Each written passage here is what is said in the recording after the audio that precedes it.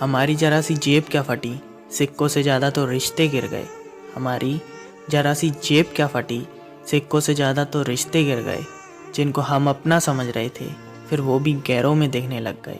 इस मतलब भरी दुनिया से फिर वास्ता रखना छोड़ दिया हमने। इस मतलब भरी दुनिया से।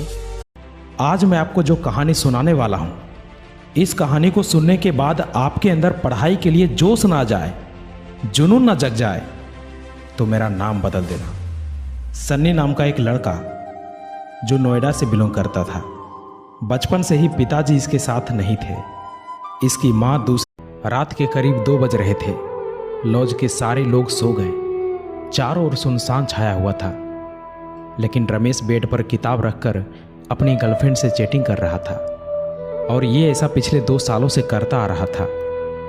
रमेश के पिताजी एक रिक्शा चालक थे। कड़ी धूप में रिक्शा दोस्तों, जीवन में बिना तकलीफों का सामना किए सफलता प्राप्त नहीं हो सकती।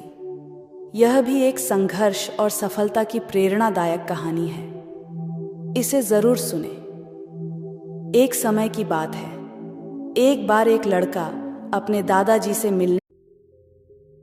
जिंदगी में कई बार हम ऐसी परेशानियों से घिर जाते हैं जहां हमें सही समाधान समझ नहीं आता।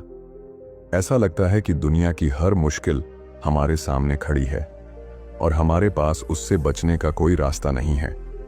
लेकिन अक्सर समाधान हमारे सामने ही होता है। किसी शहर के रेलवे स्टेशन पर एक भिखारी रहता था।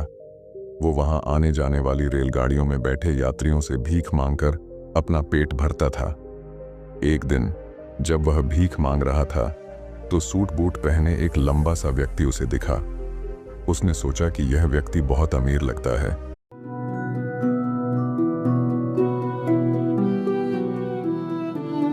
अब क्या कहूँ इस जिंदगी के बारे में, क्या कहूँ इस जिंदगी के बारे में। एक तमाशा थी जिसे उम्र भर देखा मैंने।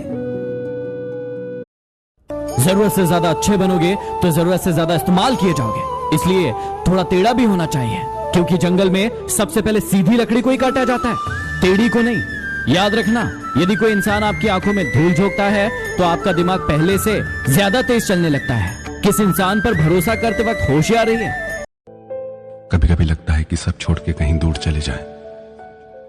कोई हमें समझने वाला ही नहीं, किसी को फर्क ही नहीं पड़ता। हम खुश हैं, दुखी हैं, जिसे जितना प्यार देते हैं वो उतना ही हर्ट करता है। जिसे जितनी वैल्यू देते हैं वो उतना ही ज्यादा दिल